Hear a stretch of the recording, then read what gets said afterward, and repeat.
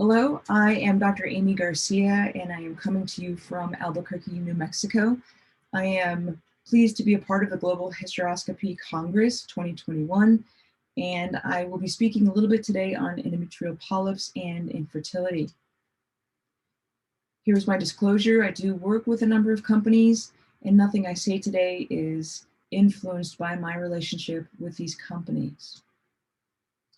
Endometrial polyps are localized endothelial tumors. They are hypoplastic, and they have a number of different components, including glands, stroma, fibrous tissue, as well as blood vessels. They can be asymptomatic. There is also some reported spontaneous resolution. They can be symptomatic with abnormal uterine bleeding, and in the FIGO classification system, this is AUBP. We do see a higher incidence of polyps in women who are older, those who have associated hypertension, diabetes, obesity, and even those women who've used tamoxifen therapy. There can be a higher malignancy risk for older women, especially if there is abnormal bleeding present, and endometrial polyps may affect fertility. Whether or not they do is actually controversial. We do have data to suggest there is a relationship and a correlation, and we've also got data to suggest there is not. What we do know, however, is that about 25% of women with unexplained infertility will have endometrial polyps. There is also a possible molecular or mechanical interference with sperm and embryo transport. There is also impairment of embryo implantation, and there is data showing the altered endometrial receptivity in the presence of endometrial polyps. Two markers that we have of endometrial receptivity are HOXA10 and HOXA11. These are homeobox containing transcription factors. And HOXA10 is essential for embryonic uterine development. It is also essential for normal endometrium development during the menstrual cycle. Specifically, it is upregulated during the mid-secretory implantation process and within the gland's secretory glands. It is also upregulated in the presence of estrogen and progesterone. HOXA10 regulates some target genes that are downstream genes required for implantation.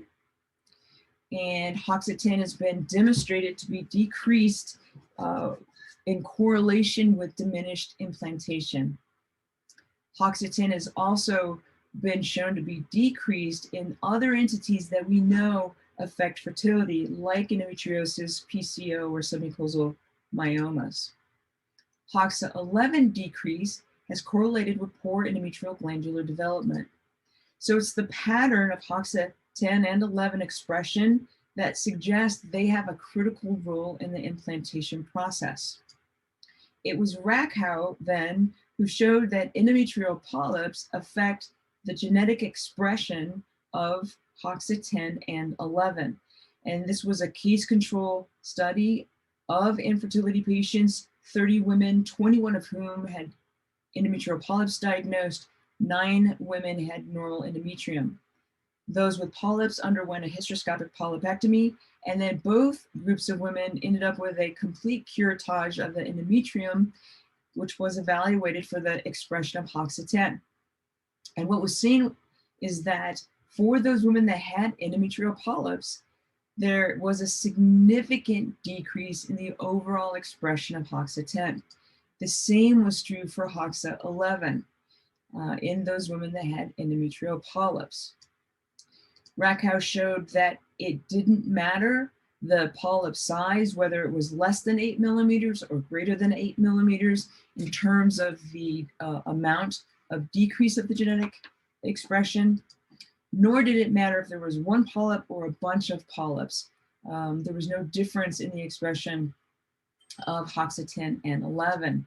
And so the summary of the findings these investigators suggested was that now there was a molecular data to support what had already been known, that we know that pregnancy rates can improve after hysteroscopic polypectomy.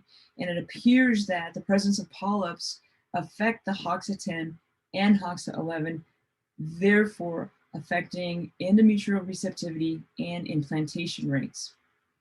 This is a systematic review by Malcolm Monroe that was published in Fertility and Sterility, and this is the summary of the evidence that he found up to the publication date of April 2019. That data shows there is a similar prevalence of polyps in fertile and infertile women. However, there was one randomized controlled trial of polypectomy before intrauterine insemination that showed that these patients are twice as likely to become pregnant. There was a prospective comparative trial also of polypectomy before IUI showing improved results. However, 2 comparative trials, not randomized, showing no benefit of polypectomy. One of those studies was done with patients who were undergoing embryo transfer, showing that a polypectomy with polyps less than 1.5 centimeters in size showed no improvement in pregnancy rates. So it's conflicting, therefore, the evidence that we have specifically with embryo transfer and whether or not polypectomy should be performed in those particular patients. In addition, Monroe found evidence that additional chemical mediators and modulators are decreased or increased in the presence of endometrial polyps that ultimately may affect sperm transport as well as embryo implantation. The HOXA10 and HOXA11 study was in this systematic review. The polyp may just be very big and take a space occupying, act as a space occupying lesion within the cavity. But what we know is that this is an incredibly complex pathway, starting from a blastocyst hatching all the way to requiring receptive endometrium to create embryo implantation. And that we need a normal functioning embryo, that the synchronized dialogue between that embryo and maternal tissues is rather complex, and that anywhere along this pathway, alterations in signal transduction can occur. Specifically in women with polyps, we've seen the HOXA10 and HOXA11 effects. Also, there are target genes that are downstream from the HOXA10 and 11 process that are affected. 7-fold increase in the endometrial mast cell activation, releasing chemical modulators and mediators like histamine and prostaglandins that also affect embryo implantation. Glycodelin specifically inhibits sperm and oocyte binding, and this is increased in the presence of polyps. The normal functioning natural killer cells, which is important, is also affected by polyps. In addition, there are other chemical mediators that we are aware of. What this means is that anywhere along the normal pathway, there can be disturbances in the signal transduction or chemical modulation, so that either an absolute or partial failure of implantation can occur. Specifically regarding embryo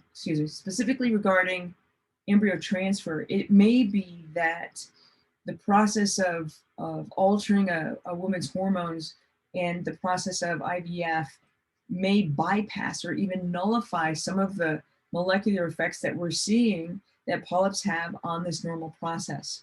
And that might be why we have discrepant findings among women who receive IVF with embryo transfer versus those that have received the IUI and polypectomy.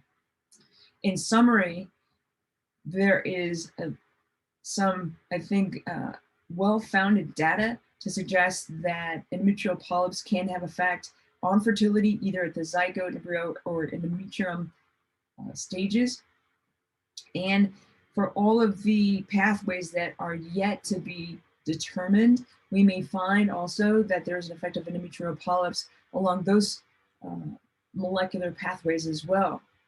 This means too that because of the relative ease of polypectomy, and it can be performed in an office setting, the recommendation in assisted reproductive patients is to perform a hysteroscopic polypectomy, and that it is a reasonable intervention for patients when endometrial polyps are found. Thank you, and I look forward to seeing you again one day soon in Barcelona. Thank you very much.